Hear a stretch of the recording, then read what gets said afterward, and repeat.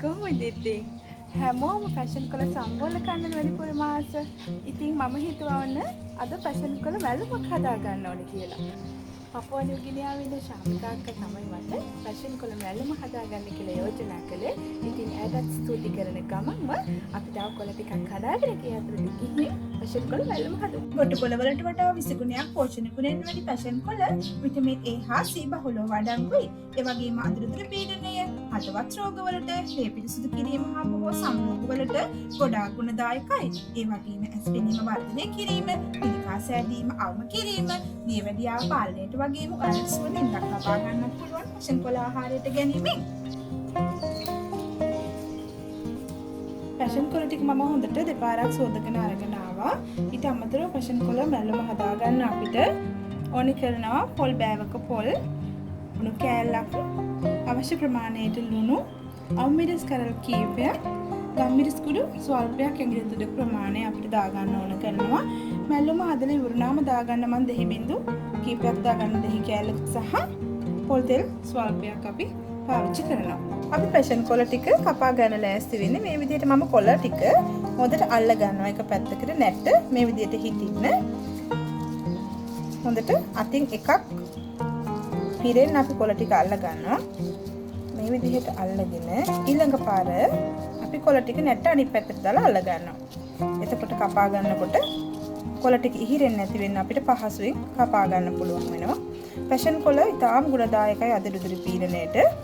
ඒ වගේම පොඩි අයටත් ගොඩාක් ගුණයි.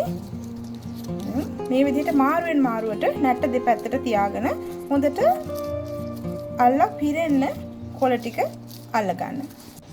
මම දැන් කොළ ටික කපා ගන්න හැටි පෙන්නන්නම්. කොළ ටික මේ විදිහට දැන් අත පිරෙන්න මම ගත්තා. අරගෙන මේ වගේ කොළ ටික හොඳට තදින්ම හිටින්න රෝල් කරගන්න. මේ වගේ රෝල් කරගෙන මේ වගේ හොඳට අල්ලගෙන මේ විදිහට පිහිය මැදි තියලා දෙකට කපා ගන්න. කපාගත්තු එක මේ කොටස අරගෙන මේ දෙකම එකට කරලා අල්ල ගන්න. එතකොට ඔයාලට හීනියට මේ කොළ ටික කපා ගන්න පුළුවන්. මැල්ලුම හදනකොට ගොඩාක් හීනි නැති වුණාට කමක් නැහැ. නමුත් සම්බෝලේ වගේ හදනකොට හීනියට කපා ගන්න පුළුවන් මේ ක්‍රමයෙන්. මේ බලන්න හුඟා හීනියට කැපෙනවා. මේ බලන්න හීනියට කොළ ටික කැපෙනවා. ළඟ ළඟ මේ පිහිය මේ විදිහට කපා ගන්න.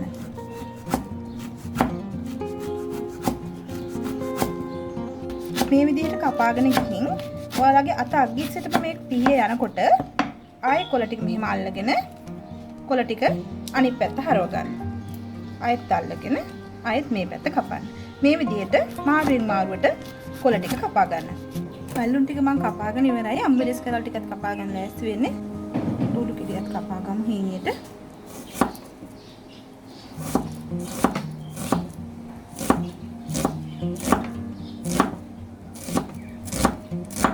අපි මේ ටික ඔක්කොම ඇතුළට දාගමු.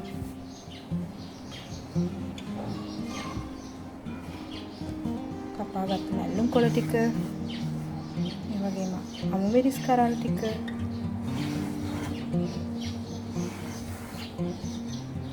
ලුණු ටික,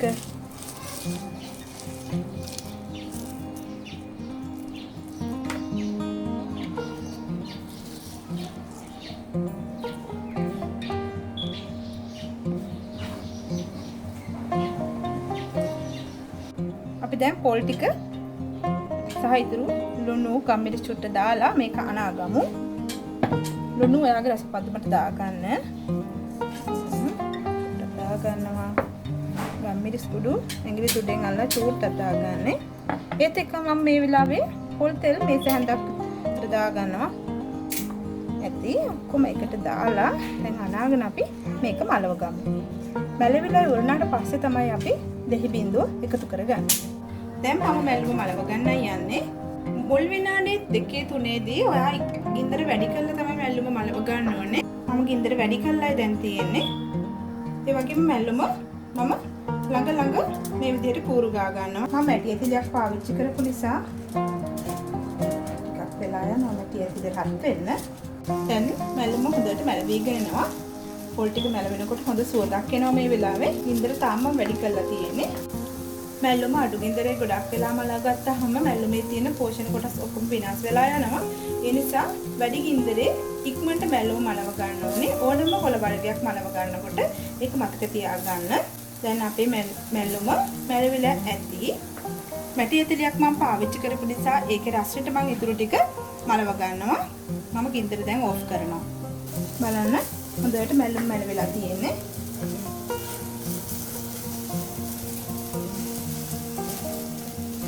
ගින්දර ඕෆ් කරාට මම තාම මේක මේ විදිහට කවලම් කරන්නේ.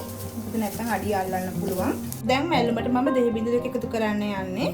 මැල්ලුමට දෙහි බිඳුවක් එකතු කළාම මැල්ලුම මිහිරි රසයක් එනවා. වගේම විටමින් C තියෙන නිසා ඉක්මනින්ම දිරව ගන්න පහසු වෙනවා.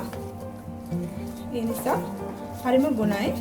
දැන් අපි මැල්ලුම රස බලන්න තමයි තියෙන්නේ. මේ වගේ රසගුණ පිළි ෆැෂන් කළ මැල්ලුමක් ඔයාලත් හදලා කොහොමද කියලා මටත් කියන්නකෝ. අපි ආයෙත් දවසක මේ වගේ රස වීඩියෝ එකකින් හමු වෙමු. මම මැනිකින්. ඔයාලට සුබ දවසක්.